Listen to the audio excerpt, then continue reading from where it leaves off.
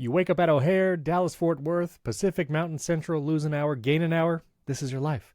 Welcome to Primary Technology, the show about the tech news that matters. Big show this week. There's a bunch of stuff at CES, and we're going to be covering that in the second half of the show, but also big news from Apple addressing privacy and Siri concerns, Apple Intelligence summaries. They might be making a video doorbell, and Delta had some big announcements and a partnership with YouTube as well. This episode is brought to you by HelloFresh and you, members who support us directly. I'm one of your hosts, Stephen Robles, and joining me live from his typical recording location, my friend Jason Aten. How's it going, Jason? Hey, listen, I'm basically on the show floor because I have my Las Vegas Starbucks You Are Here mug. So there it is. Okay, listen, we're sorry, everyone. Do we have to explain some things we before have to we explain start? ourselves. This episode was supposed to begin live from the show floor at CES. I had some personal things happen, and I canceled my trip last minute. Everything's fine. But I was like, well, it's okay, because one half of Primary Tech is going to be live from the show floor, and it's going to be great. And then Jason texts me Wednesday morning or Tuesday morning when you were supposed to leave. Yeah. And listen, I was like following the Winter Storm Blair news or whatever, and I'm like, I know Jason's in Michigan, and that's pretty high up there.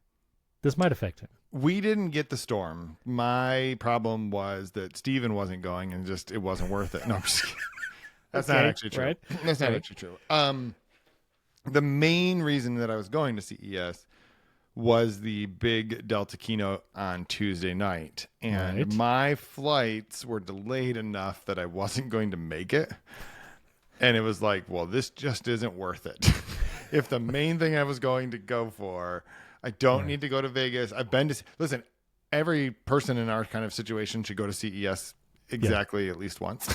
And I've done it multiple times, and so there wasn't enough other compelling things. The other big thing I would have liked to have gone for was the Nvidia keynote, which was on Monday, and I had already couldn't make that work for scheduling purposes, and so I just was like, you know what, all the other things I can just cover from home. So and we're going to talk about things that were announced at CES, but it was like, the Delta thing was probably the biggest thing, and then if you were going to make that, but listen, we're sorry, live from the show floor. It's going to happen this year, one way or another. Either I get invited to WWDC and we get to podcast from Apple Park, or I break in like Ocean's 11 and we do a sneak. No, just kidding. Apple, I'm not going to break. No, I'm just listen. If you break in, I don't think we should have any recorded footage of it. No, it's probably right. It's probably a good idea. But this just means Apple really needs to invite me to WW this year, and so I'll be sending emails to my contacts starting now. I'll just hit them up every week between now. This is you sending a hello. Any of you who are listening, hello. Listen. You know who you are. If you work at Apple, please. So we can get it. So this way we can finally be live from the show floor, but it extends the bit a little longer. But we do have some news, and there's actually a bunch of Apple news I want to talk about, especially they released a newsroom article just last night addressing the Siri and privacy concerns after a big settlement. So anyway, we're going to get into all that.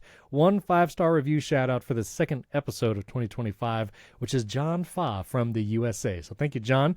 And don't forget, you can leave us a 5-star rating and review in Apple Podcasts. Let us know, do you put the dots on in your Mac dock? Do you put your phone in your... I don't even know how many things there are anymore. You can just look at past reviews if you need inspiration for telling us your preferences. We need a wiki just to let people know the things that they're supposed to tell us. Oh, that's pretty good. I'll have to... Okay, I might create... I'll create a page on primarytech.fm or something. That's great. Instructing people. All right, so let's go do some Apple news, talk about Delta, and then we'll talk about all the random CES stuff that has been announced. But the first thing is Apple Intelligence summaries, which you, Jason, have been talking about for months, and how it's very problematic when summaries misrepresent the news. Apple actually released a statement saying that they're going to address these summaries. This is actually Jason Snell's article on 6 Colors, and the lead image, I think, kind of sums up what the issue is. This is an Apple Intelligence summary, and it says BBC News Luigi Mangione, who was the suspect in the murder of the United Healthcare CEO, says Luigi Mangione shoots himself, which did not happen. And that's a problem. That's a problem if you get a notification that says it's from the BBC News, but has a pretty big headline that is not true. And so the public response from Apple talking about these Apple Intelligence summaries, and I quote, Apple has said it will update rather than pause new artificial... Wait, is this a quote from Apple? Let's see. This is a public... Right. They got a response from Apple. Yep. Okay. So this is... I'm not going to say quote, but this is the response from Apple through the BBC. because the BBC was reporting on these. So Jason Snell is quoting the BBC, which is referring to a statement they got from Apple. Just so you could have clicked on the link, and read it from the BBC. I know, but it's fine. But Jason Snell has some good thoughts on it. I want to include it. Anyway, this is what Apple said about this. Rather than pause a new artificial intelligence feature that has generated inaccurate news alerts on its latest iPhones, the company, Apple, in its first acknowledgement of the concerns on Monday, said it was working on a software change to, quote, further clarify when the notifications are summaries that have been generated by the Apple Intelligence System. Which, there was already a symbol letting you know when a notification was a summary. That's what that little, 2 lines with the weird arrow is. But I guess they're going to make this more clear. And Jason Snell was saying it's still not enough, and that maybe news headlines needs to just be omitted from Apple Intelligence summaries entirely. And I will even say I have summaries turned on for everything. All my notifications go through Apple Intelligence summaries. And even the email chain summaries really are confusing, because if I have a long email chain, like one of the email chains I have is with the Dream Robot Vacuum. And we had this very long email chain because they sponsored a video several months ago, and we're going to work together again this year. And the summary is basically unusable because it's taking things from months ago all the way till today, and it's not helpful. It's not giving me good information. And so it seems to be more and more of a serious issue. And have you turned them off? Have you turned any of the summaries off? I have turned them off for some things. I have them on for other things. And right. That's actually an interesting point, because it does seem like one of the most useful things that notification summaries can do is take, say, a text thread and give you a summary of here's the 4 things that happened. We have a WhatsApp group for our daughter's soccer team.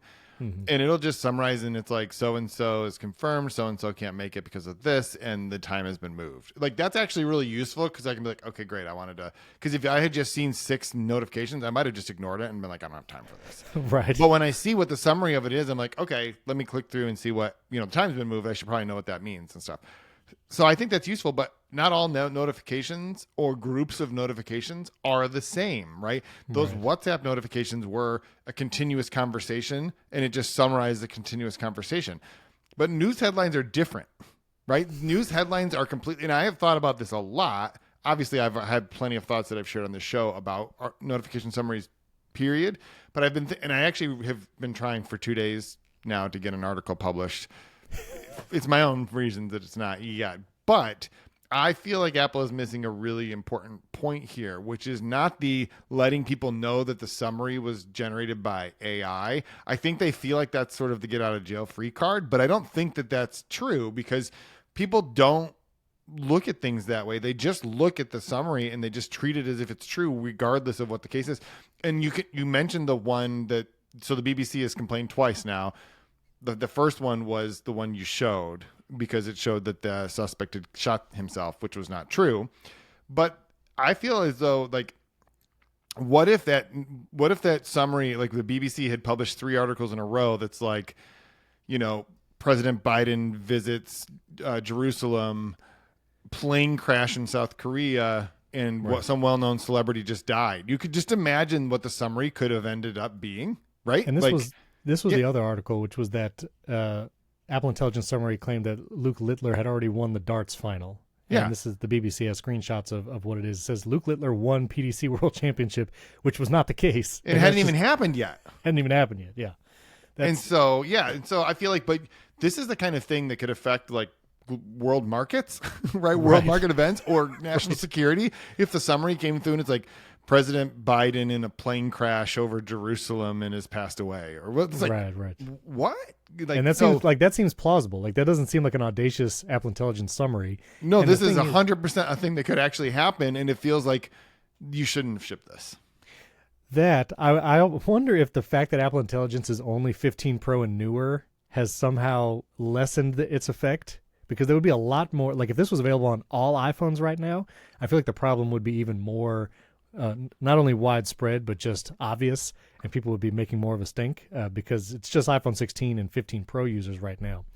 But this, it's a problem. Oh, and also because the sign up, when you upgrade to iOS 18, I guess this would have been .1, with Apple Intelligence, anytime there's a splash screen on an iOS update, I will look at what it's saying, but it's like the terms of service agreements for anything you sign up for. I think 99% of iPhone users, when they update their phone and they see any splash screen, they're just trying to like get through.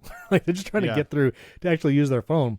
And so most people will have this enabled likely and not even know like that it's happening. Like maybe they know it's Apple Intelligence, maybe not, maybe they read the splash screen, but to then just have notifications for news apps that you were once following closely for headlines now telling you things that are not true, it's a problem. Yeah, and I feel like there's honestly two issues here. One is they should not have shipped it yet, this kind of thing. And I don't know, like, look, I feel like as an idea, these notification summaries are fantastic, right? Sure. I think that the things that I described, being able to summarize some group chats. Also, like, if they got it wrong in the WhatsApp thing, like, I'm not basing my whether we go to a soccer game based on a notification summary.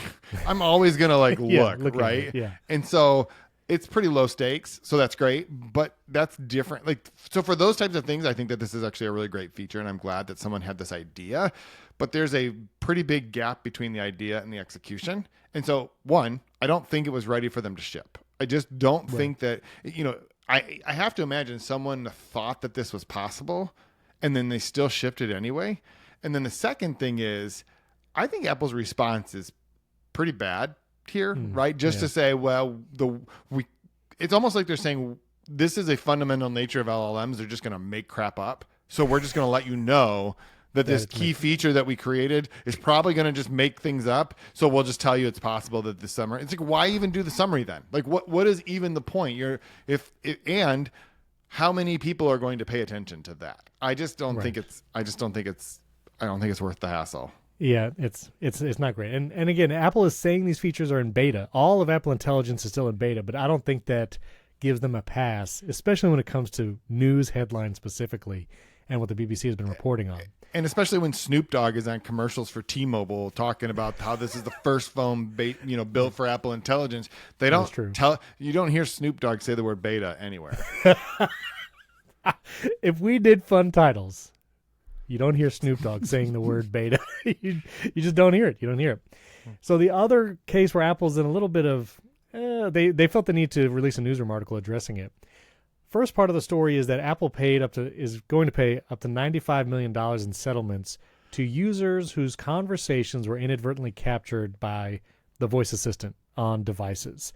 And this is not, and then those conversations were heard by human employees. So this might have been a thing where, I don't know about you, but this happens to me all the time, where you look down at your watch and you see that it's been listening for the last, 10, 20 seconds, and it's this massive block of text, and it's like, I sure hope it doesn't think I want to text this to someone. But it's that inadvertent listening, and then it was eventually heard by human people. So Apple decided it needed to release this statement. This was just last night at 8:30 p.m., which, a company is not like super proud of a press release if they're releasing it on a Wednesday night at 8:30 p.m. But the title is Our Longstanding Privacy Commitment with the Voice Assistant. And basically they're saying this is a quote from the Apple Newsroom article. Apple has never used Siri data to build marketing profiles, never made it available for advertising, and never sold it to anyone for any purpose. We are constantly developing technologies to make the voice assistant even more private, and will continue to do so. And then it goes on to several paragraphs talking about why the voice assistant is secure. They use on-device processing where possible, and Apple minimizes the amount of data collected for voice assistant requests. So, great. I mean, I get it. I will say, if you're not aware, I actually did a video on this a number of months ago about like privacy and Apple. There actually is a place in settings on your iPhone. I think this is on iPad as well. But if you go to your settings and you go to privacy, I'm not sure, or privacy and security, there is a place where you can see the profile that Apple has built based on your activity on the device to then customize ads like in the App Store or somewhere else. And so I think it is I'll have to try and find it. I don't know if it's It's Apple under- advertising. Yep. And then you can click on view ad targeting information. Yeah, so settings, privacy and security, go down to Apple advertising, and then view ad targeting information. And it says, obviously, it uses your birth year, gender, and location by zip code. And then you can look under content categories and like for movies. It'll talk about like what are the kinds of movies Apple thinks you enjoy, which apparently it's all of them in my case. But I mean, also, you do have a movies podcast, so that's good. that is true. So yeah, that makes sense. But like books is maybe more of a better thing. It says books. There's 3 categories that it puts me in: arts and entertainment, business and personal finance, and nonfiction. And so these profiles that Apple has created for you, they talk about what these are based on. And they say this following information may be used to deliver more relevant ads to you on Apple apps, namely Apple News, maybe ads in the App Store. It says your personal data is not provided to third parties. And it says you're included in segments based on, I'm reading from the settings page. You're included in segments based on your account information and interactions with Apple services. These segments may be used to serve you relevant ads on the App Store, Apple News, and stocks. So that's the other place you might see them. So Apple is clear that this is not the voice assistant data. And I think that's, I don't know if you get this a lot from family and friends, but so many people feel like they see something on a Facebook ad that they talked about to a friend, and they're like, my phone's listening to me. And I hear this as like a pervasive belief with people with smartphones. They're just like, I know my phone's listening to me. I know my iPad's, I know everything's listening to me. And I think that's what Apple is trying to address here. I don't think this is going to change anybody's mindset. If you already think that, then this is not going to change your mindset. But Apple is trying to explicitly state that it does not use voice assistant data.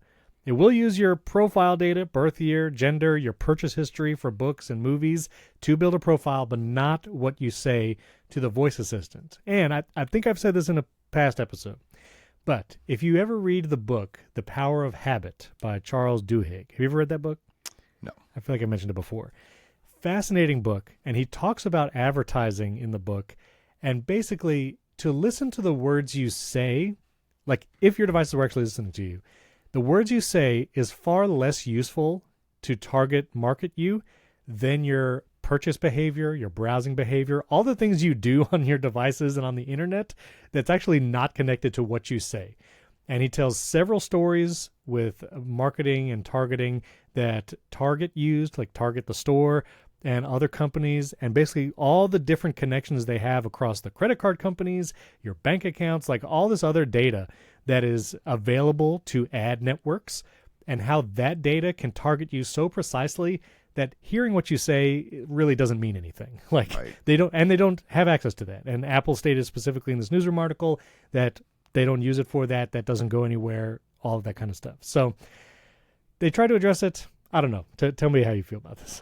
Well, they are paying $95 million to settle this. I think Right. one of the reasons that they felt the need to also so forcefully reiterate their privacy stance is that I think that the plaintiffs in the case had said that they had talked about like specific, as like Air Jordans or something like that. And then there was like a restaurant. They had talked about these specific things, and then it triggered ads for those products. Now, first of all, you listed off the places where Apple shows ads, right? Apple News, Right. stocks, Apple App Store. the App Store, but the App Store is ads for apps. You don't get Olive Garden ads in the App Store unless they have an app. That would be something. Hospitaliano. I don't know. Like it's just like unlimited breadsticks. Buy them here. We'll get 30%. Just do it, please. Order them. But Want to download Pocket Cast? Yeah. How about some breadsticks? Yeah, anyway, you're gonna need some coffee while you want some Starbucks with your podcast. Anyway, so like first of all, like that to me feels weird that like you were talking about the Olive Garden, and where did you see this ad? Like maybe Apple News is the most likely place because I don't think that many people use the stocks app and certainly not long enough to see ads. Apple's not a huge advertiser is what I'm trying to say. But back in 2019, you'll remember that all of the big companies, Amazon, Google, and Apple, had been having humans listening to the conversations for quality.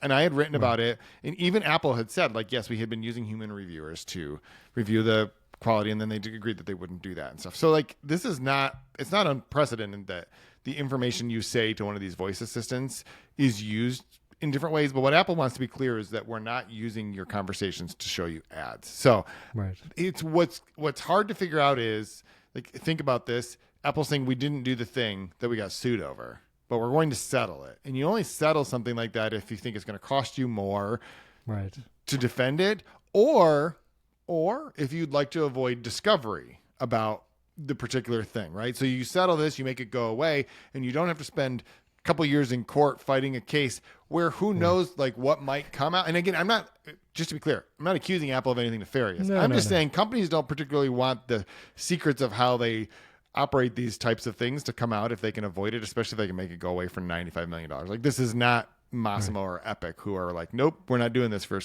cheap. Last thing I wanted to say, sorry, who knew we were going to have this much of a conversation about this, is I went into that setting and I click on view ad targeting information and get the best answer of all, which is you've turned off personalized ads. So they don't have any information that they can use to show me ads. So if you go back to the screen before that and you just turn off the personalized ads, they won't collect any of that information about you. And guess what? The ads in Apple News are garbage anyway. So who cares if they're more relevant? Like, it's the difference between getting an ad for, I don't know, something that might be relevant and getting an ad for toe fungus. I just ignore them all, right? Like, I'm just waiting. Seriously, Steven, I'm just waiting for Apple to add the hide distracting elements to the News app. To the News app. Because it's the worst offender. I know, but they're not going to do that. They got to get the so we'll block your ads that you serve Inc. magazine on your own website. But if somebody reads your article, we're going to replace those ads with our own, and they're going to be for toe fungus removal cream. Have you actually seen toe fungus ads? All the time, because I have personalized ads turned off. So are you sure you didn't just turn that off? Are you sure? I'm sure. Yeah. You keep talking, and I'm going to find out what the most. And the thing is, it's always the exact same ads, like through an entire article. It's like right. Your inventory is so low that you just keep showing the same ads. It's like sometimes I've seen these memes on like TikTok and stuff where people are like, when someone discovers you don't pay for YouTube Premium and they see an ad on your TV and they're like, what are they? But I know I've sometimes watched Hulu on an account that has ads. I forget what the context was. And it was like literally the same ad twice in a row. Yeah. And I'm like, this is not good for the advertiser, because it just becomes more annoying. Like, this makes me less want to interact with this ad or whatever. Anyway. Yeah. So yeah. Let me know when you see a toe fungus ad. But the next thing, a couple Apple rumors actually. This was actually this week, iOS 18.3, the public beta came out. And in that public beta, there were hints at a new, quote, invites app from Apple that might be coming, a standalone app to help you manage invites and maybe events. And on the face of it, this might seem very like, well, wait a minute. The calendar app exists. You can send meeting invites that way. What's the deal? And there's not a lot of information. Again, this is very early. All it is like possible invites app. But maybe Apple is trying to create a Calendly type competition where an app that lets you either reveal open times and dates for someone to book a meeting with you, or maybe this is like the Facebook, like to kind of replace the Facebook group event organization, which I feel like a lot of segments of society just kind of default to, like, we're going to plan an event, and so it's going to be on a Facebook event, and we're just going to invite people that way. Maybe this is trying to like obfuscate that, and so it would almost be like a by invite only or large event, people who are not in your contacts or whatever, like your class, your kid's class or whatever. You're trying to organize a birthday party, and maybe you send invites to the classmates. Maybe it's something like that. So interesting. Another standalone app from Apple. Hopefully this will be on more than just the iPhone, because the Journal app isn't. Yeah. I'm still no Journal app on iPad. Neither is the email prioritization categories. It's not on the, it's only on the iPhone. Weird. Yeah. Listen, iOS 19 coming this year at DubDub. When we're there in person reporting live from the show floor, just make a bug fix year, okay, Apple? Just make the keynote like 30 minutes. Just say we're going to fix all the bugs and maybe like one new feature. That's what we need. That's what I think we need. But I don't know. Does that maybe make sense for an invite time? I have no thoughts. I have no idea what this means. Zero thoughts. Okay, I don't understand what this means. Like you said the only important thing, which is you can already do this. The calendar exists. Okay. And then Apple Video Doorbell, last thing, and then we're going to got to talk about Meta. Mark Gurman over at Bloomberg saying that Apple is working on a Face ID doorbell video lock device in a hopeful smart home push. This is just a rumor. Again, this is Gurman just talking about things that might be coming this year. I am hopeful that Apple does more. Well, full stop. I hope Apple does more. Does more in its software. You hope Apple does. I hope Apple does things to screen time, to fix Apple Intelligence, all of that. But when it comes to like, what are two areas I really wish Apple would push forward in so that maybe the whole industry would follow, as is wont to do when Apple gets behind a thing. Smart home is one of those areas, and also podcasting. I'll just throw that out there. Not because the industry needs to follow them, but because they need to follow the industry, like tools for creators, video and Apple Podcasts app, all of that kind of stuff. That's a side note. But when it comes to the smart home, Apple, I feel like for several years, championed smart home. Things like the HomePod Mini, when it announced Matter integration coming to iOS, and having lots of partners for things. But like right now, if you wanted to get a video doorbell that worked in Apple Home, you have two options. You have the Logitech Circle View that uses HomeKit Secure Video. That's the one I use. And the Wemo Video Doorbell, which, side note, Belkin's not really focusing on smart home in the future, so that one's probably going to go away. So you have one choice for a HomeKit Secure Video Doorbell. And for a company that is trying to say, we do smart home, that might be releasing a dedicated HomePod with a screen device this year for the smart home, they should do more with the smart home. And so sometimes that's making your own stuff, or working with a very close partner to make something like a video doorbell and stuff like that. And if it has Face ID, that'd be kind of sweet. So I'm down for that. Yeah, the smart home is so weird because, I mean, it just is. Period. Full stop. Also, yeah, it's like there's a different. So I think you have like these tiered levels of people's desire to, like, most people just want to be able to turn their lights on by shouting out into the void. Like, that's probably the thing most people care about. That's like base level. And you can do that by replacing some light bulbs or putting in like the Lutron switches type stuff like that. So that's fine. People understand that. And then if you can basically control those with any of the options. That's great. Like that kind of thing is fine. Anything beyond that though, you're in a system. Right. You have to choose a system, and like we have all three in our home. We have some things that are HomeKit, like our Christmas lights come on from HomeKit. Our children wake up in the morning because of their Echo Dots. Like, and I thought you were going to say because of HomeKit. Because you have an automation, wake children up. We have a prodding device that just pokes them to get them out of bed. No, and then like all of our cameras that we have are our Nest cameras, right? So that's all part of the Google ecosystem and stuff, and it works fine because I just don't care that much. But it is weird because every once in a while I'm like, well, I could create an automation, and then I'm like, where? Which one of the three systems would I have to go into to figure out how do I turn on the? And actually, the Christmas tree thing is great because I can just set up that automation in HomeKit. But it is like every time I have to think like, where do I want to attach this? It would be nice if it actually where they all work together.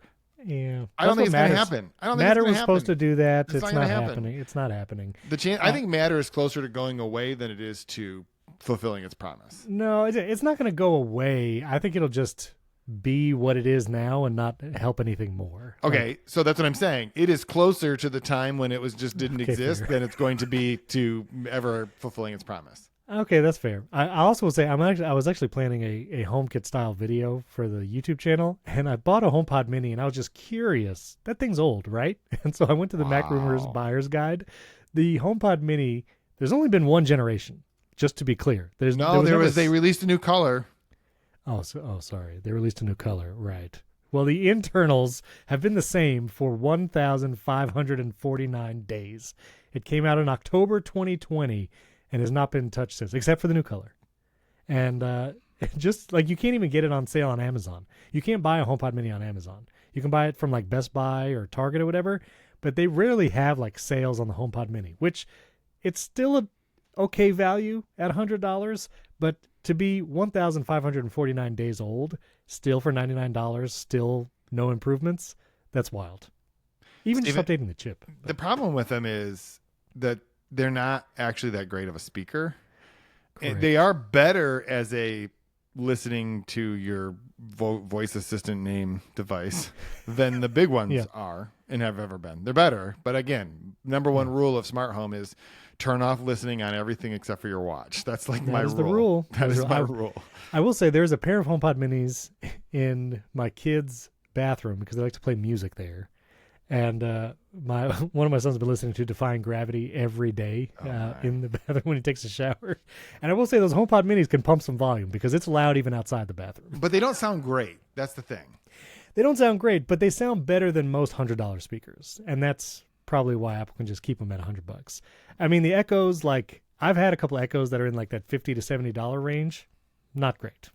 Sounds like it's playing through aluminum foil. That's because Amazon's goal is not for you to listen to anything. It's to provide a device with a microphone. Those are just microphones. Right. That's all they are. Those are listening for anything you might want to order, and we'll just add it to your cart. Instantly, you don't even have to know that. It's like you just could be in the kitchen talking about, honey, I think we really need some more, Planters dry roasted peanuts, and all of a sudden a guy shows up at your doorbell, and then you get a notification summary that's like 6 people are at your door with peanuts. It can hear like the last paper towel off the roll and just immediately add it to your cart. Yep.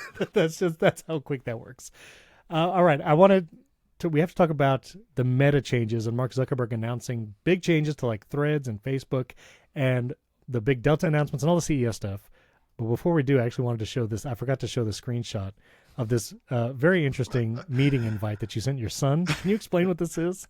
Well, we were talking about invites. I guess maybe an app would be helpful. My 10-year-old and I have this weird form of trash talk that's happening through calendar invites where he wanted to play a game of war. And so I said, we could do that tomorrow. This was on like Tuesday. Yeah. Do you want me to send you a calendar invite? And the only reason I said that was because I wanted him to feel more like it was a sure thing. Yeah, I wanted him to feel like, I have a date with dad kind of thing. Yeah. So of course I'm going to just destroy Mason. My son's name is Mason. So my favorite thing about this was that he accepted the invitation. First of all, he's like, yep. And then we did that. And then it was time for bed last night. And he wanted to know if we could play another game. I said, we're going to have to push that to tomorrow. And about a minute later, I got an invitation from him that says destroy dad, and of course I accepted it. So that's amazing. Trash talking calendar invites. And the best part about this is my son only has an Apple Watch, and yet he's doing it from his Apple Watch. He is so committed to this that he is like, yep. That's dedication. Yeah. Not good on you, Mason. He probably doesn't listen to the show, but nice job. All right, and before we get to all the meta and changes that Zuckerberg announced, I want to thank our sponsor for today, which is HelloFresh. I'm so excited. I got a box yesterday, and I even brought the recipes so I can share them on camera. But HelloFresh, it's America's #1 meal kit. It makes cooking fun, easy. I'm just so excited I can't even speak. That's the problem because I'm excited about these recipes I just got. That's what it is. Listen, the holidays may be over, but going to the grocery store, it's still a wartime proposition. All right, you got to fight through the aisles. You got to fight people for pie crust, all that kind of stuff. Listen, let HelloFresh do the shopping for you. It's easy to find time to eat well when you have 50 wholesome, hassle-free meals to choose from each week, and they deliver directly to your door. They came right to my door yesterday. HelloFresh's ready-made meals go to the fridge to your fork in just 3 minutes. It's the same high-quality ingredient and restaurant flavor you expect from HelloFresh. And they have a ton of different options, like if you want to get packable snacks, quick breakfasts, and 100 add-on items to add to your weekly box. And so I just got mine yesterday, so I haven't gotten a chance to cook them, but I wanted to share the 3 meals I got in the box yesterday. I got a creamy chicken sausage and tortellini soup. I'm very excited for that one. That looks pretty good. The chimichurri chicken grain bowls. I actually love chimichurri stuff. I don't know how they knew. Maybe it was because my voice assistant They've been listening. Sent it to. It was listening. Love chimichurri, so I'm very excited for that grain bowl. I think I'm going to make that for lunch today. And you have mentioned pork tacos. Maybe these might have been the ones you got, but one-pan Santa Fe pork tacos. Actually, maybe I'll make that for lunch. I don't even know. This is a tough choice. But anyway, I'm excited for all of these because I know everything from HelloFresh tastes great. And now I got 3 meals. And you can even get it for individuals, families, or get the family size, and then you have leftovers for a couple days. It's great. So here's what you do. You can get up to 10 free meals and a free high-protein item for life at HelloFresh.com/primary10FM. Different link this time, and so I'll put that link in the show notes. 1 item per box with active subscription. Free meals applied as a discount on the first box. New subscribers only. Varies by plan. But that's up to 10 free HelloFresh meals. Just go to HelloFresh.com/primary10FM. The link's in the show notes. It's just easier to click it there. But that's HelloFresh, America's #1 One, meal kit. HelloFresh. Excited for those tacos for lunch. So Mark Zuckerberg had some big announcements that he announced over Threads, as you do, as a Meta product. And so I just want to read some of these changes that Zuckerberg is making and Meta in general. He said, "It's time to get back to our roots," this is quoting Mark Zuckerberg in his Threads post, "around free expression and giving people voice on our platforms. Here's what we're going to do." And number one, this is a thread, replace fact checkers with community notes starting in the US. Meaning, and maybe you can tell me, is this algorithmic human fact checkers or both? They actually they outsourced it to a third party, right? Content moderation experts or whatever. So they're replacing those fact checkers with community notes, a la X style. If you're still on X, you've probably seen community notes where basically users can make a community note on a post saying if it's not true or providing context. So they're going to be doing Threads and Meta, probably on Instagram too, plans to do that. Number two, simplify our content policies and remove restrictions on topics like immigration and gender that are out of touch with mainstream discourse. Number three, change how we enforce our policies to remove the vast majority of censorship mistakes by focusing our filters on tackling illegal and high-severity violations and requiring higher confidence for our filters to take action. Number four, bring back civic content like politics. We're getting feedback that people want to see this content again, so we'll phase it back into Facebook, Instagram, and Threads while working to keep communities friendly and positive. Five, move our trust and safety and content moderation teams out of California and our U.S. content review to Texas. This will help remove the concern that biased employees are overly censoring content. I feel like that wouldn't, but anyway. Number six, work with President Trump to push back against foreign governments going after American companies to censor more. And there's a bunch of replies and, yeah, just wild stuff. So basically, Zuckerberg is saying that Meta, including Threads, Instagram, and Facebook, they're going to allow more civic content, politics, news, things that Adam Mosseri, since Threads has launched, has said that they're not really interested in that. They're going to be putting more of that content on the platform, allowing more of that content. They're going to move to community notes rather than fact-checking systems and focusing on quote-unquote illegal content, which then really widens the funnel for the kind of content you might see on a platform, especially content that might not be great or nice, but if it's not illegal, it seems like Threads is going to allow more of that.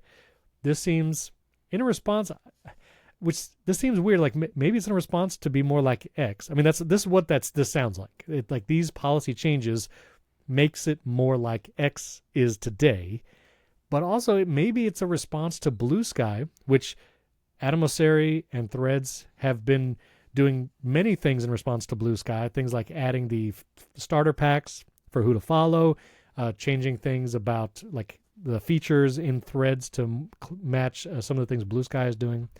So I guess it's in a response to that, but I don't know. This was not well received. Most people on Threads are like, hey, go follow me on Blue Sky because it's going to get bad here real soon. I don't know. What do you think about these things? Well, I mean, Mark Zuckerberg's superpower is to look and see which direction the wind is blowing and then just start running as fast as he can in that direction. Like, this has been true with, Instagram stories, Instagram reels, Instagram shopping, like, right? Like all of that these, is true. Instagram, like just stories whatever. Came from Snapchat. Threads from TikTok. As an app was just Threads, a response to, it was an opportunity to like try to take some share from what was sort of, I think it was still Twitter at the time. I don't even remember. It doesn't matter. Yeah.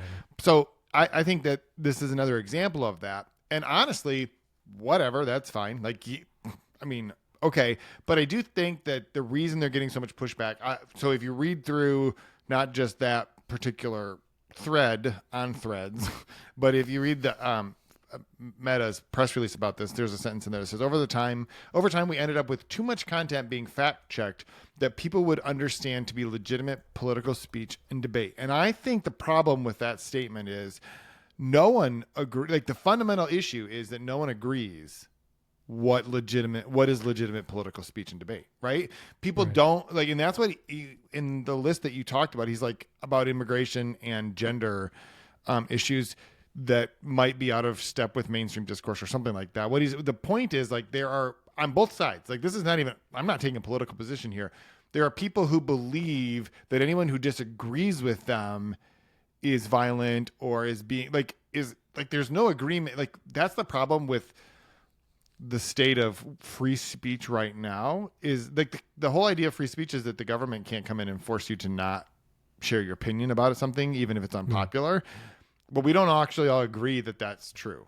We don't actually agree that the government should allow people. Now, I know we're talking about meta here, but I'm just saying fundamentally, like, we don't even agree that people who say certain things shouldn't be punished because they're like, we've gotten to that point, and that's true on regardless of what your political leanings are. And so I think that from like meta, this is not surprising. Like, no, but I think the bigger thing people should be thinking about is like, why? Well, Mark Zuckerberg is probably tired of being a punching bag for Donald Trump. And look, I don't think there's anything in the world that Mark Zuckerberg would like more than to be able to call up President Trump and say, hey, you know that thing where they're supposed to be banning TikTok and you're trying to stop it? Maybe don't. Right?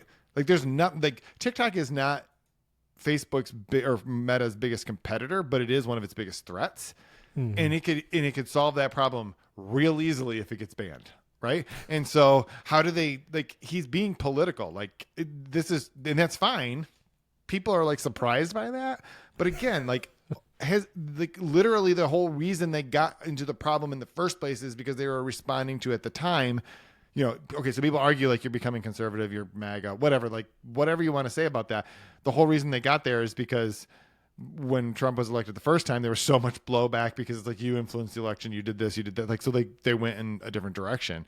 Mm-hmm. And I just think like the problem with attaching your policy to whatever the political wins is people no longer will believe that you're acting in good faith.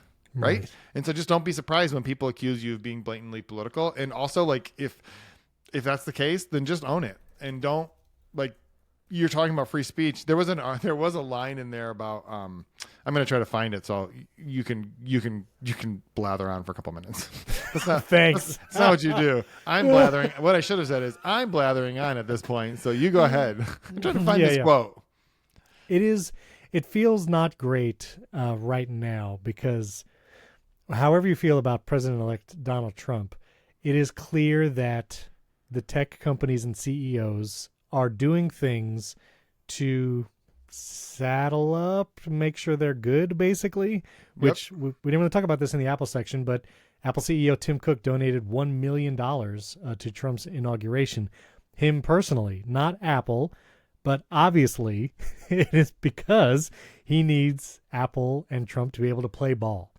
And the Zuckerberg announcement was also rumored to come after Zuckerberg being at Mar-a-Lago with Trump, meeting him and all this kind of stuff. And so, again, however you feel about it, whatever, it's just unfortunate that it seems clear that these tech CEOs and companies are making decisions specifically with the intent that they can be in a better position for the next 4 years rather than thinking about the user base, the user experience.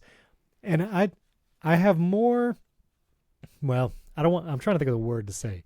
I don't want to say trust or faith or whatever, but I feel like Meta, when it comes to moderation, will likely side on a more reasonable stance when it comes to moderation than X has. And I'm not even talking about specific topic moderation. I'm talking about just spam. Like I will go to X still sometimes, and it's like the replies, the posts, it feels spammy because there is just not as good. And I'm not talking about moderation on what is being said, just moderation of like, this account is not a real person.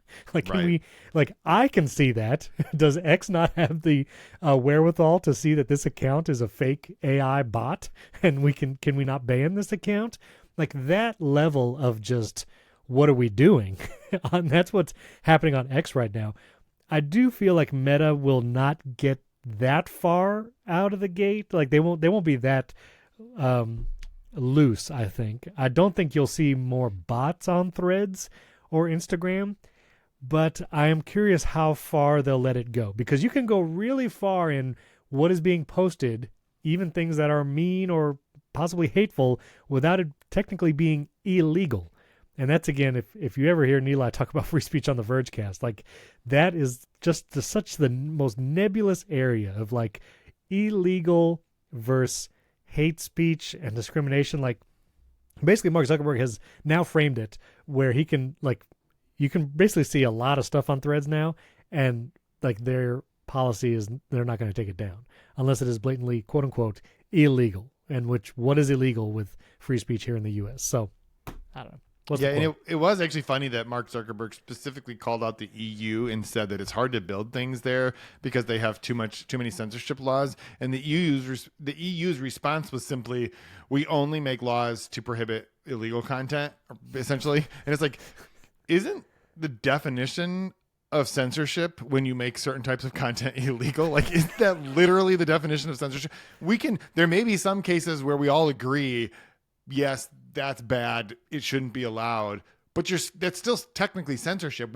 People think of like censorship as unfair oppression of certain types of content, but literally like the definition of censorship is when you make certain types of content illegal. Right. And the EU has absolutely done that. And so Mark Zuckerberg's point is correct. It's like, it is harder to navigate those waters because of the framework that they just have a much different interpretation of what types of, for example, like in Germany, it is illegal to post certain things that are supportive of Nazis. Right. You can understand why in Germany that might be the case, but that's literally censorship.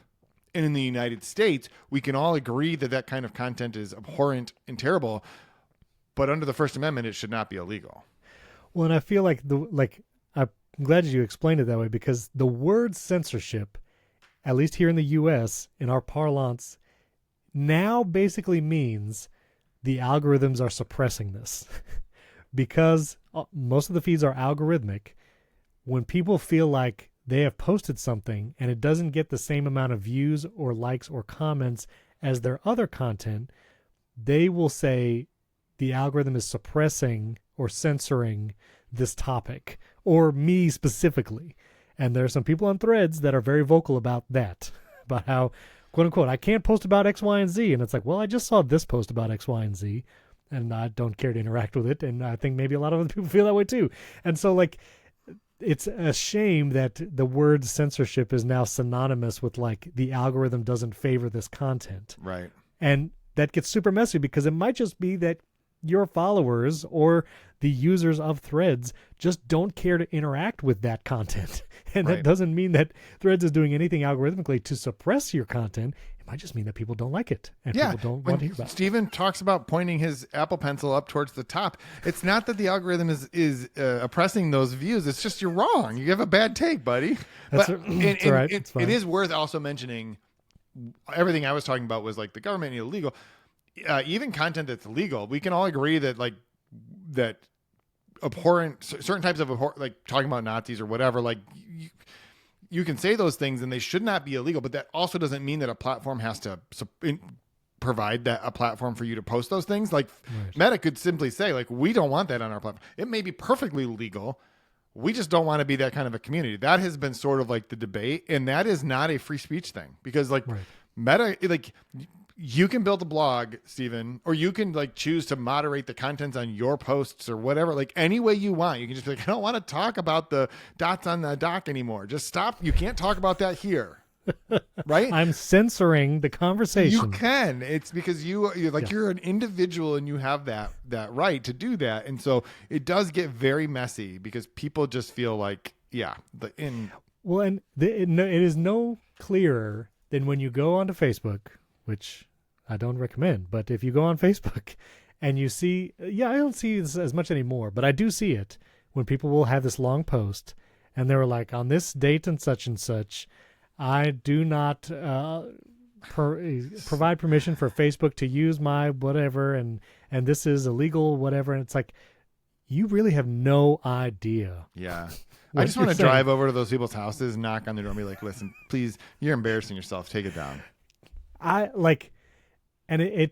There's no use commenting or whatever, but it's like people still believe that works. And I know maybe that's just, different generation or whatever, but it's fundamentally people don't understand the difference between free public speech versus posting on Threads or Facebook that is a privately it's a company. Like they can decide what they do. And when you click agree on those terms and services that no one reads, like that obfuscates any future you saying, don't use my thing. Well, I don't know. Yeah, I mean, the way to get Facebook to not use your content is just don't post any content on Facebook.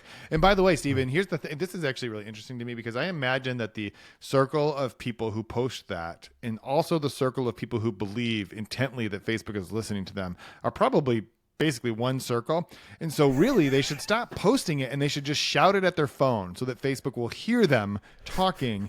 You just got to be like, you can't use my content and Facebook will be listening.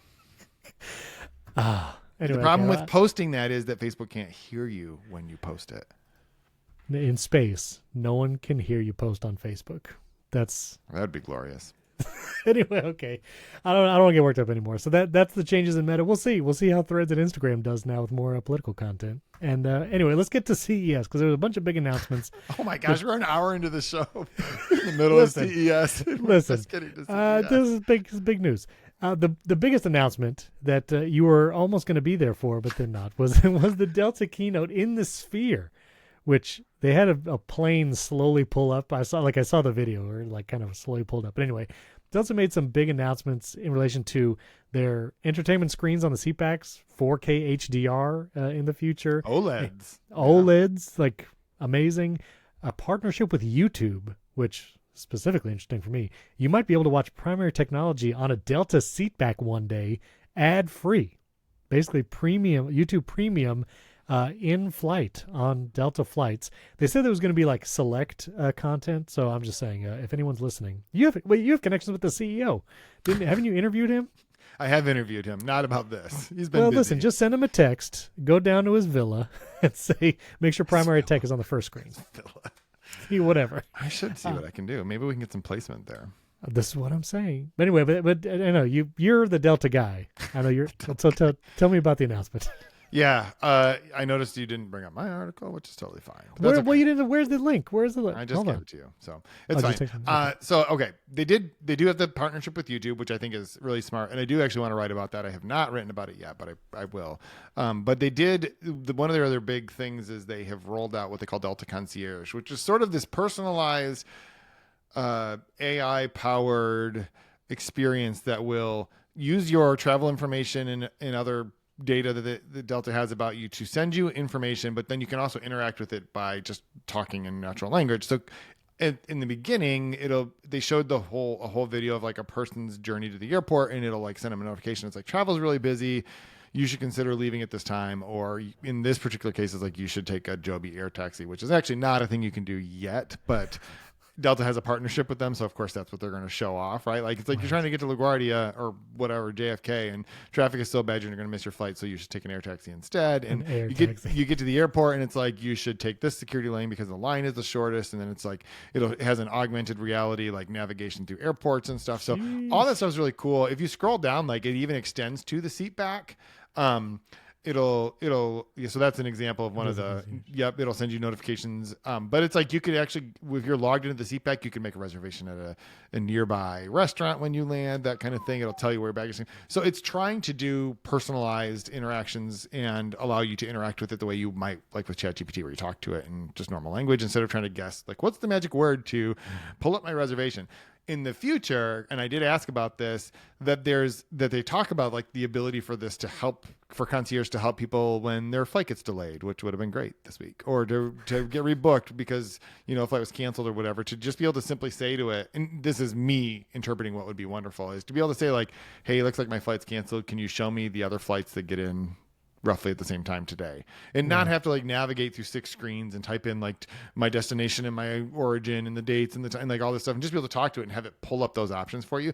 To be fair, Delta already does a pretty good job if your flights are delayed or canceled of giving you proactive options, but to just be able to say it like, or I need to change my flight for tomorrow, right? Like, and just have it know what that means, pull up your information and do that. So I think it's really interesting. Delta, like, before CES really even started, stole the whole show, because I mean, if you throw a party for a couple thousand people at Sphere, like, and you have Tom Brady and Viola Davis on stage at different times, right. They had a motorcycle come in from Uber and deliver them coffee. Like, that's the CEO of the Dara I can't say his name right now. Khashoggi. I'm so sorry. I apologize. Khashoggi, I think is how you say it. Yeah, that's. But anyway, good. I still probably said it wrong, so I apologize. But anyway, brought in a coffee order, like because they, for a long time, Delta, their rideshare partner has been Lyft, and they've ended that partnership, and now it's Uber. And so anyway, it was a big deal. Like, I mean, it was a pretty well produced thing. It also happens to be Delta's 100th. We talked about this, I think, before. Like this year is their 100th birthday, and so they wanted to throw a big party. And so I feel like the stakes are pretty high because a lot of these companies just do small press releases from the show floor. And Ed Bastian was like, "Hold my latte." I mean, it was impressive. I saw a lot of YouTubers were at the event. Renee Ritchie, the creator liaison for YouTube, was at the Sphere for the Delta announcement, obviously because of the partnership with YouTube announcement. But that's, pretty wild. I mean, Delta, okay, doing it. All right, and there was a bunch of other CES announcements. Let's jam through these because we're now the lightning round. You actually put a wearable one, which I can't wait to blow your mind in a second. But this was more AI wearables where they will listen to everything all the time. Jason, let me tell you right now, I already got something like this. Okay. You must have not seen this video on my channel. See this thing right here? I've been busy this week. I'm sorry. Is that No, this is a couple weeks ago. Okay. This is the Plod AI pin. Now listen. That's not a pin, though. It's on a rope. I don't know why they call it the pin. They should have called it the pendant. Yeah, except for that was probably already a trademark name. It was probably already trademark. Rewind AI people make a pendant. Anyway, this is the kind of wearable that the article was talking about. But this can record audio, sends it to the app on your phone, transcribes it, summarizes it, does all the kind of stuff with it. Listen, of all the AI gadgets, and I have many sitting around me, I actually like this idea.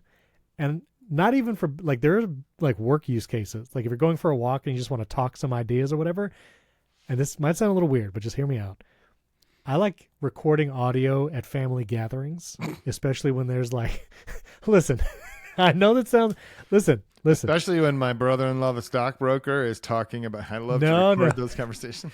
I actually just looked up the Martha Stewart insider trading story last night for my wife to tell her why she went to jail. Anyway, listen.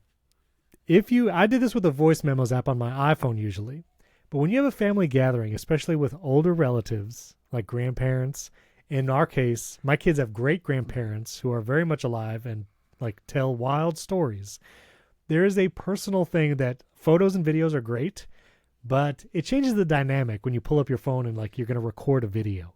And so one of the things I had done in the past was start a voice memo on my iPhone and just leave it on the table. And I recorded many things over the years, and not to ever post or use anywhere, but like I have recordings of my son when he was like 7 years old reading a Dr. Seuss book. And like that is a cherished memory and a really awesome thing to hear. And it's a different medium when you're just listening to it as opposed to seeing it. And so I've liked doing that over the years.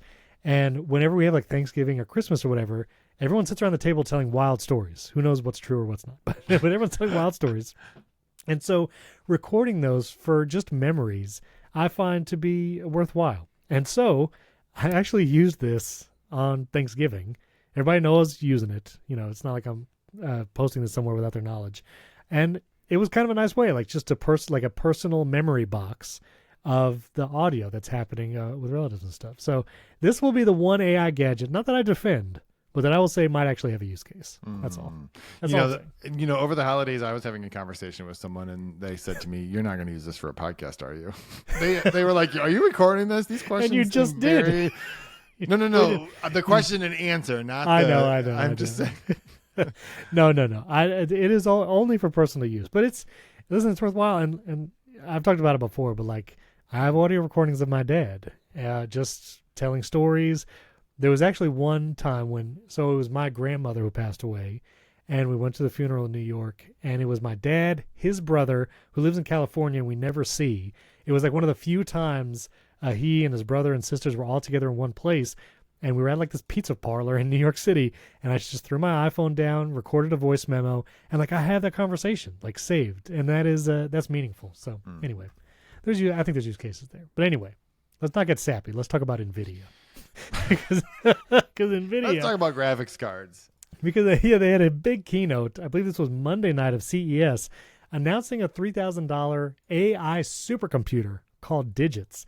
And this is huge. I mean, Nvidia has been killing it on the graphics processor game because of all the large language models. They're basically powering the AI bubble right now. But now they might make a computer.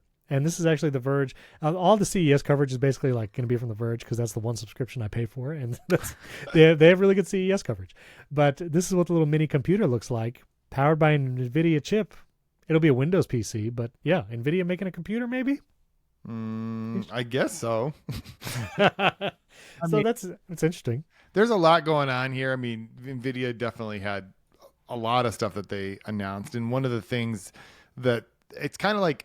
Well, I mean, they introduced new actual, like, not just the supercomputer graphics cards that are now used exclusively for AI. Like, they actually updated the RTX whatever line of. You can tell, like, we're both PC gamers here, so we know a lot about this stuff. But I feel like it's interesting. I mean, they're in an interesting position because they have become one of the largest companies in the world as a result of the fact that every company is so dependent on AI, and AI is so dependent on Nvidia at this point, and so they now have to sort of do what they can to extend that. And because I don't think there's any debate that AI is simultaneously going to get a lot bigger and also still be a bubble at the same time. Kind of like it's precarious. At any moment, it can be like, oh wait, we can't scale these things. Oh wait, we can't avoid the fact that they just soak up all your information and then lie to you. Like, there are a lot of things that could go wrong, but also before that happens, like, they're going to take all the money they can. Right, exactly. So that was Nvidia. All right, we'll go quickly. So LG, they have another wild TV. They used to have a briefcase TV. Now they have Stand By Me Sequel, which is a portable TV with like a strap.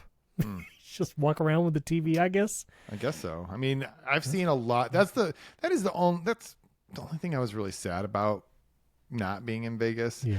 Was the fact that there are a lot of TVs that are just completely wild. So, yeah. Well, this is one of those. That's the weird TV. But in addition to, this was LG, right? The Stand By Me? Yeah. LG also announced a new ultrafine monitor, which, if you remember, the ultrafine monitors were like the Apple blessed monitor before they made the Studio Display and Pro Display XDR.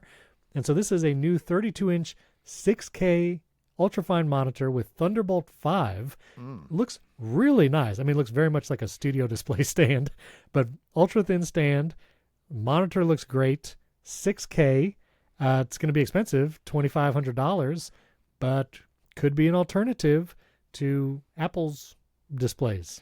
Well, I mean, actually, just to be clear, the price I don't think they've announced their price. That was the price of a comparable Dell monitor. So they're just guessing. Oh, I'm sorry. Yeah, that's right. That it could be. But here's the thing. If it's less than $6,000, it's a pretty good deal because this thing is really not competing with the Studio Display. It's really competing with like the Pro Display XDR at this point, right? Because it's a 6K display.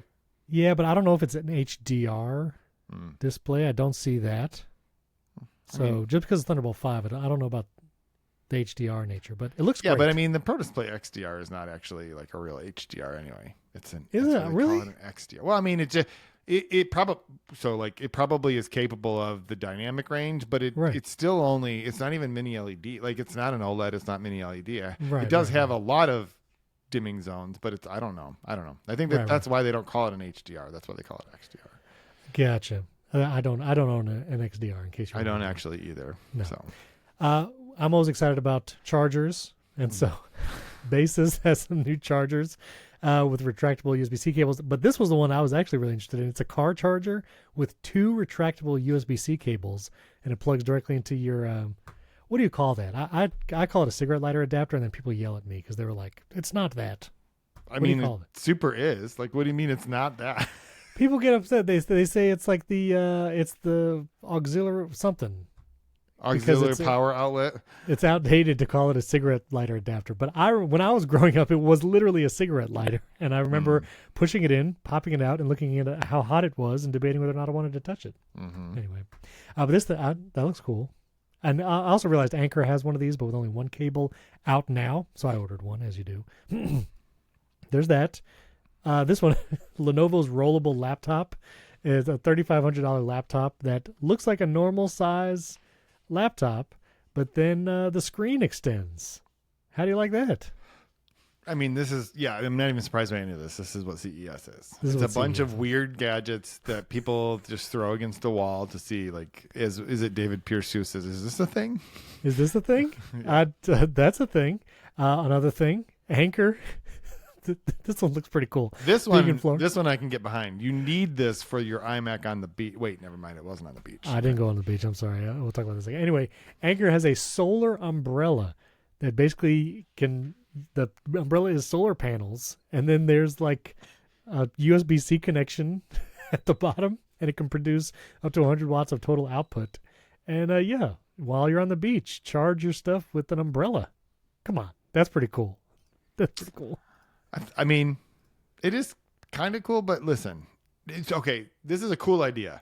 Cool idea. The guy that shows up to the beach with this, not at all cool. No, he is cool. Now, if you show up to the beach with that huge Anchor, like battery on wheels and the umbrella, that's too much. Not cool at all. That's I guess if you just stuck the umbrella in the sand and then you plug in your phone, maybe. Okay, that's fine. You'd be popular on the beach. I think people would hit you up for that. I don't want to be popular on the beach. I want to be left alone. Fair enough. Anchor also had some other new chargers, like 140 watt wall chargers. I want chargers like this, but with no USB-A. Yeah, why? Why are we still putting USB-A on anything? I think it's because like it can't sustain 4 USB-C output, whatever. Maybe that's the deal. But this is an Anchor charger, 140 watts, has a screen on it, which is cool. But 3 USB-C ports, 1 USB-A. Just take the USB-A out. Like I don't want this with the USB-A. That's just me. Steven, without looking, what year was USB-A introduced? Shoot. 1987. No. That's not right? 1996. Oh, 96. But oh, still, shoot. Okay. It's like what? Almost 31 years 31 ago. years old. Yeah. It's not. Stop it. It's 29 years old. I'll do the math for you, but that's okay. Thank you very much. Appreciate it. My point is, why are we still putting USB-A on anything? Stop it. Just don't do it. And all you smart home stuff, listen, all the new smart home gadgets that are coming out this year, if I see a USB-A cable in any of those boxes, throwing it out. I'm not even going to set it up. Steven, anyway. Do you want to know, hold on, this is fun. Do you want to know what is newer than USB-A? Firewire. Okay, that makes sense. The 30-pin adapter. Yeah, that makes sense. Well, yeah. All of these things that have come and died came after USB-A. I love the shirts where it's like USB-A. It shows like one orientation. It says wrong. Flip it over. Says wrong. Flip it over again. Right. And listen, pro tip, not that anyone needs this because USB-A should be dead, but if you see the USB-A and the holes are on top, like you can actually see into the holes of the connector, that's supposed to be pointed up. Like if that's pointed up, then it goes in. Anyway, USB-A should die. Roborock, there's a bunch of robot vacuums, and I'll be covering them on my channel for sure. Of course, but the Roborock Saros Z70 now has an arm. Did you see this? It has an arm to pick up clothes. Yeah, this is.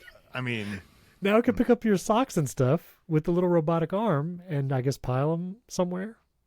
No, but you have to just carry them around for the rest of the day until you come home and take them. It's a little tiny grabber arm that will pick up your clothes. That is actually terrifying. Small grabber arm. This is why you should watch the show at youtube.com/@PrimaryTechShow. Apparently it can only pick up socks, though. This whole video is just it picking up socks. Sometimes not picking up socks because it can't grab it. But like I can't imagine it's going to do a like shirt or a pair of pants. You know what I mean? I don't know if the Roborock has seen my kid's bedroom. It's going to throw out its back. If this were to work in my kid's bedroom, it would need to be able to pick up probably 50 pounds of clothes quickly. Yeah. So, Steven, here's a parenting pro tip. I mean, I've heard that the problem with stuff like this, if it would actually do that and clean up your kids' room, is then your children will never clean their room because they don't have to, because now this thing will. And if what you really want so you have to decide, do you really just want your kids' room clean? Or are you trying to grow well-rounded, developed, responsible people that grow into human beings that can hold down a job and take care of themselves? This is some Let's logical be honest. Most of the time, we just want the room clean, right? Most we just want the room clean. I feel like there's some logical fallacy here, either a red herring or a straw man or a ad hominem or something, because the fact is the room is just not clean. Like no matter what happens. And we impress upon our kids many times to clean said room, and it's a battle. It's a constant battle. I'm like, why are there 18 Zevia cans on your desk? And it's like, well, I'm still drinking this one. I'm like, yeah, that's one. It's one of 18. Anyway, we drink a lot of Zevia here. All right, real quick, last couple things. Akara unveiled a bunch of smart home gear. We'll be working with Apple Home, and the one that I'm really interested in, they had some like light switches, updated video doorbell, things like that. But they have this big panel Hub S1 Plus. This will be coming to the U.S., and you'll replace a light switch, and then you'll also be able to control your smart home from the panel. This is similar to what Brilliant tried doing, and if you remember Brilliant, they were going to go away. I think they went bankrupt. I'm not sure if you can even get their stuff anymore. But Akara, they're pretty established, and it would be cool to have a screen like this to control your smart home. We'll see who wins. Will Apple make a screen for your home to control your smart home, or will Akara beat them to the punch? And so I'm going to try and get a review unit because that looks pretty cool. I would like that. Anyway. I know you would. All right, last smart home thing. Schlage. I don't know how to say that. They announced another HomeKit lock, which if you're not, I've done a lot of HomeKit lock reviews on my channel, and the Schlage Encode Plus is the only one that had Thread built in of like right now of smart locks that you can get that work with Home Key, and it works really good because it has Thread, so it responds quickly. Well, Schlage announced the Sense Pro with an ultra wideband chip, and this will be the first time that it'll be ultra wideband where you can actually just walk up to the lock and it will unlock using the express mode, which you might see in the Apple Home app if you have a smart lock about turning on express mode, but no lock supports it right now. Like you can't do it. So, some will do it with the third-party app. So like Level Lock, you can give the app permission to unlock the lock, and using Bluetooth when you approach, it will unlock it that way. But that's not the built-in Apple feature that requires an ultra-wideband chip. This is the first one ever that will actually have an ultra-wideband chip and will use Apple's built-in smart home protocol to unlock as you approach. And so I'm excited to try that.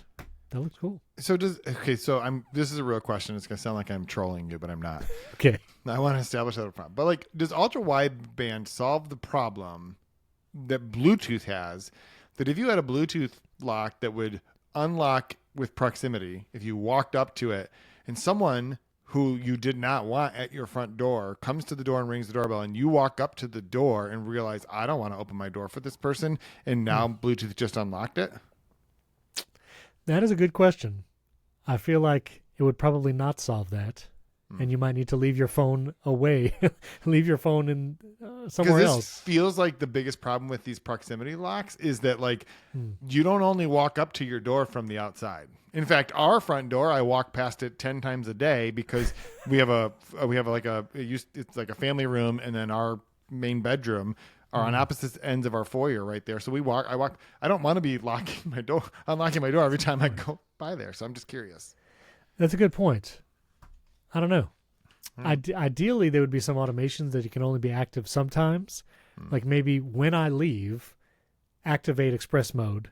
And then when I return, like deactivate it 5 minutes after I return or something like that. Gotcha. But that is one of the improvements Apple needs to make in the smart home because there's not a lot of automation options like that. So anyway, those are the stuff I saw at CES that was cool. If there's anything else, we'll cover it next week. But for our personal tech, real quick, we're going to get to, I have some screen time questions for Jason. We're going to get to that in the bonus episode. But you have a new Apple Vision Pro take? I do, but hold on. I have one CES question. Oh, yeah. I only contributed like 3 things to this entire thing. So what is the one thing that you heard about from CES that you most wish you had been able to see in person if you'd attended? The people. And I know that's kind of cheating. That is but not the right answer. I know that's not the question. But like all the smart home creators like Eric Wieslander and Shane Watley, they were all there, and I would have loved to meet them in person. Fernando Silva, I think he listens to this show from 9 to 5 Mac. He was there, and Renee Ritchie was there. Brandon Butch, YouTube guy, was there. That's what I most missed not having gone. When it comes to the tech side, I mean, I would have been excited to like go to the smart home booths and like do little selfie videos and be like, "Hey, look at this." But honestly, from afar, even all the announcements I just said, which were the most exciting, I mean, that's how I feel. Okay. Hopefully I articulated that well. I think you can't wait to go next year. Listen, I still want to go. Like you said, I want to go one time. I don't know if it'll ever be in a place besides Las Vegas. It would have been like No, it'll always be in Vegas. Is it because of like the companies coming from Asia that it has to be on the West Coast? Is that part of the reason why, or just the size? Also, are there any cities in the world with more hotel rooms than Las Vegas? I don't think. Orlando, Florida. You think it has more hotel rooms than Vegas? Listen, I went to Vegas for a podcast conference, and like I see the Strip and all the hotels. I also drive through Orlando, and like Orlando has unlimited theme parks with tons of hotels. There are tons of hotels out there. Okay. Now Hold on. I'm trying to find out which one has but like all 5 of the top 5 largest hotels in the world are all in Vegas. Las Vegas has 154,000 hotel rooms. Okay, that's not the article I'm looking at, but okay. This one, all these articles are old. Why this?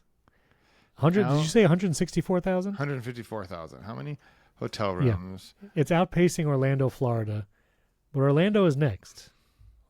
Orlando's 130,000. Okay, so I will say that's fair. Orlando had significantly more. The reason most people might not think, like all of the hotel, like the Venetian is 6,000 hotels rooms or something like that. It doesn't look like it's that big, but all these hotels are enormous.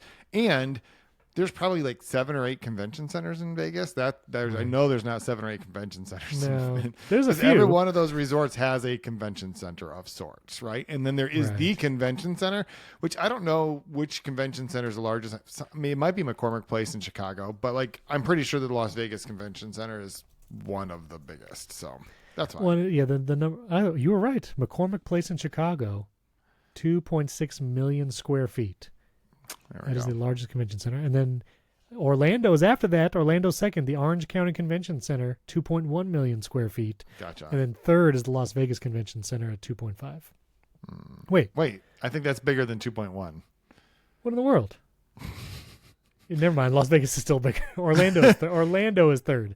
And then Atlanta, Georgia World Congress Center is fourth. And it looks like Vegas and McCormick Place are almost exactly the same size. Yeah.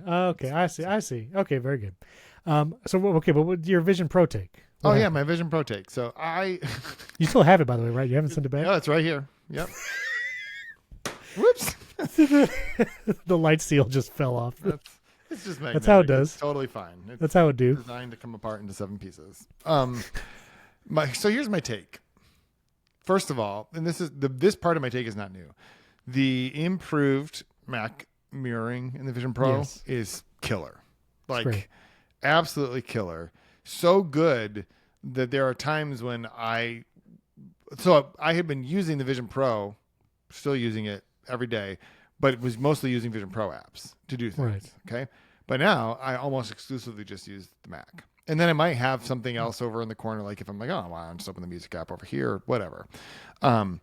And I think the Vision Pro is actually a pretty good deal if you are someone who needs a big display. Because think about my math this way.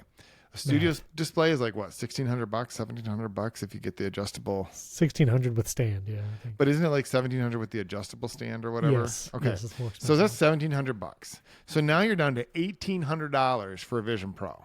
Sure. For all of the Vision Pro stuff. Right. I'm telling you right now, like if you are seriously considering, like you bought a Mac, you're getting a setup, you have a laptop, but you're thinking like, I need something to look, just buy a Vision Pro because it is.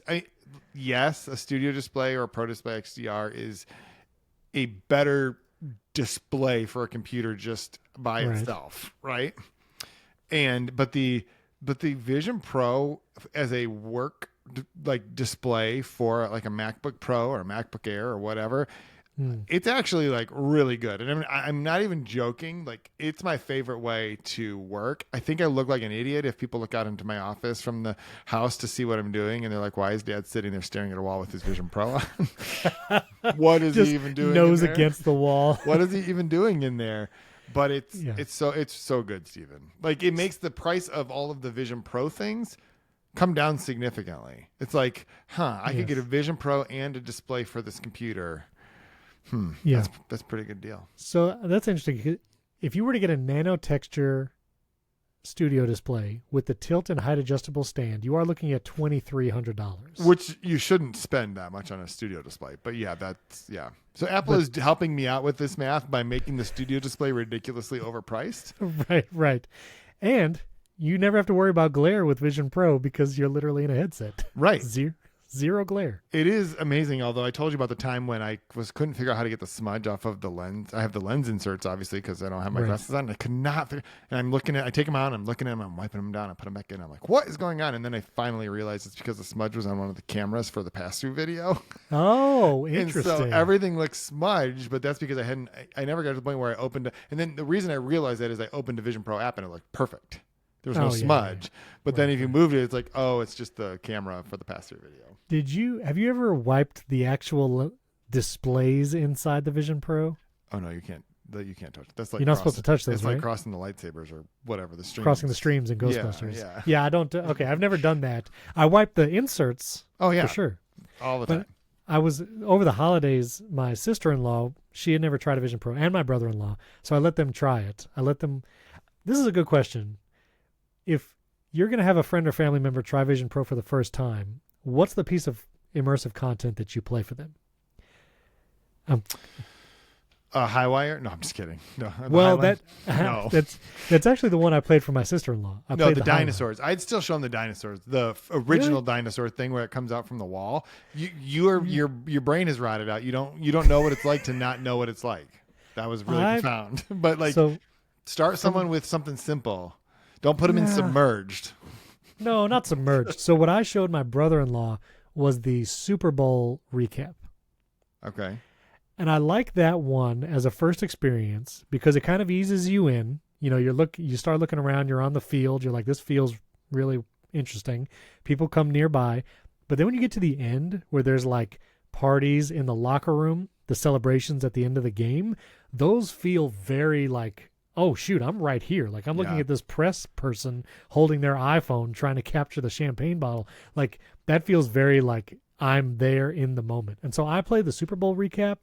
And then for my sister-in-law, she likes travel and stuff like that. And so I knew she would like the fjords or whatever. So I played the Highline one for that. And if you don't like the person, you should show them the beginning of the Weeknd's music video. Because have you watched that? I'm not crazy about that one. I did watch it, and I don't like it. It was not a good use of this technology. No. No one wants to be that close to the Weeknd. No. the literal Weeknd, yes, with an E. But I'm just saying, no one wants to be all up in that guy's face. And then those shadowy characters, I'm like, I don't want this. I don't want any of this. Did you watch, though, there was another like Concert for One? The Concert for One. That's pretty good.